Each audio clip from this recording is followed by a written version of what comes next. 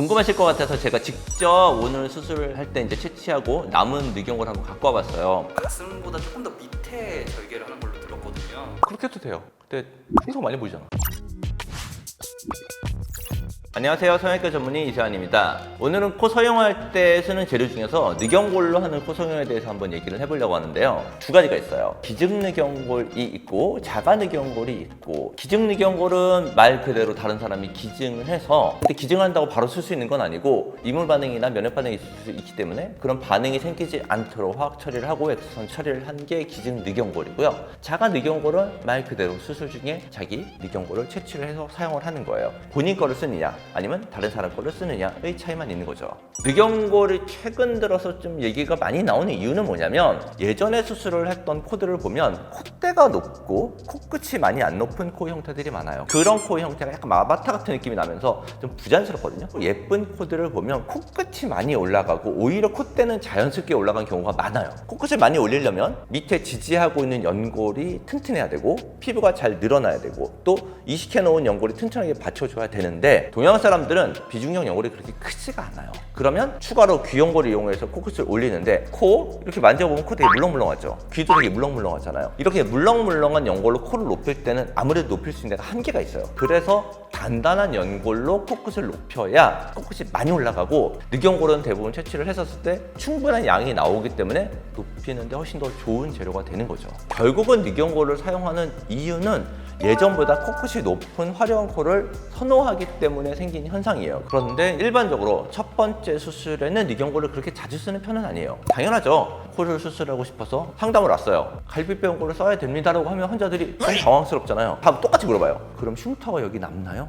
남죠. 흉터가 잘 보이진 않더라도 흉터가 남는 건 사실이거든요. 첫 번째 수술 때는 보통 코 안쪽에 있는 연골이나 귀연골을 사용을 하죠. 그런데 첫 번째 수술이라고 하더라도 본인이 원하는 코가 굉장히 화려하고 높은 코인데 본인이 가지고 있는 연골 양이 굉장히 부족해요. 그런 경우는 늑연골을 쓸 수밖에 없거든요. 여기서 자기 늑연골까지는 채취를 하고 싶진 않은데 좀 코를 많이 높이고 싶다.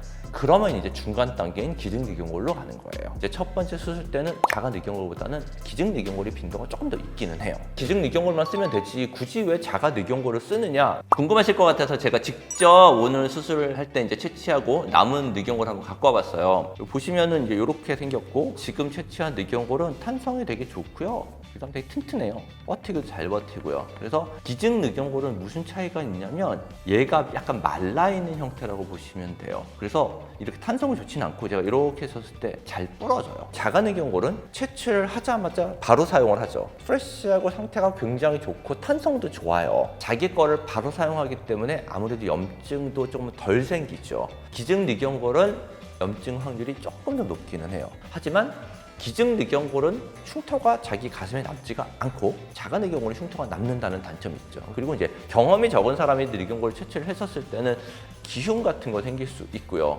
이런 문제들이 생길 수가 있다는 거 외에는 자가 늑연골을 쓰는 게 경과는 훨씬 더 좋아요. 기증 늑연골은 그거에 어쨌든 대안이에요. 흉터가 생기기 때문에 그게 걱정이 되시는 분들은 기증 늑연골로 대체를 해서 수술할 수 있다는 거죠. 그럼 흉터가 어느 정도 크기가 되고 흉터가 남나요? 이걸 물어보거든요. 사실 남자분들보다는 여자분들이 흉터에 훨씬 더 민감하죠. 여자분들 가슴이 있는데 밑선이 있어요. 밑선이 있는데 주변으로 흉터 라인이 한 3cm 정도 들어가고, 가슴보다 조금 더 밑에 절개를 하는 걸로 들었거든요. 그렇게 해도 돼요. 근데 흉터 많이 보이잖아. 비키니를 입었는데 여기면 가려지는데 흉터가 여기 있어요. 이거 이상하지 않을까? 대부분 밑선이 약간 가려지는 살짝 위로 들어가는 경우가 많기 때문에 생각보다 흉터는 많이 보이진 않아요. 한 3개월 정도 됐었을 때 사진인데 약간 붉은스러운 색깔이 있는데 시간이 지나면서 점점 흐려져서 나중에 거의 안 보이게 될 거예요. 근데 내가 제 늑연골이 필요한 건지 아닌 건지가 제일 중요하겠죠. 우리가 옆에 단면을 보였을 때 여기 입술이 있는데 경계에서 코가 앞쪽으로 얼마만큼 튀어나와 있는지가 보이죠. 그만큼이 얼마만큼 튀어나와 있는지가 비중형 연골의 길이에요. 거기 부분이 많이 안 튀어나와 있으면 사실 비중형 연골이 짧은 거거든요. 본인이 코 있는 데를 고개를 들어서 거울을 한번 보시면요, 콧구멍이 길이가 굉장히 짧은 분들이 있어요. 그러면 비주가 짧고 안쪽에 비중형 연골이 작은 분들이 많아요. 그런 분들 중에서 본인이 코를 이렇게 물어보세요. 코끝이 이 안쪽까지 쏙 들어가는 분들이 있어요. 그런 분들은 안쪽에 있는 연골이 엄청나게 약한 거거든요. 이런 분들은 늑연골 쓰는 게 좋은 경우가 많아요.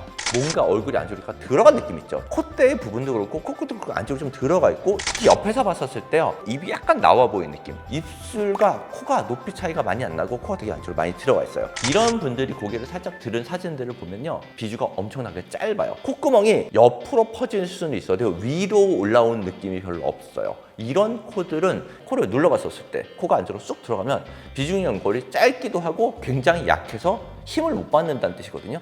이런 경우는 늑연골 쓰시는 게 좋아요. 실제로 이제 수술한 케이스의 사진인데요, 아까 제가 말씀드렸던 것 같은 느낌 있죠.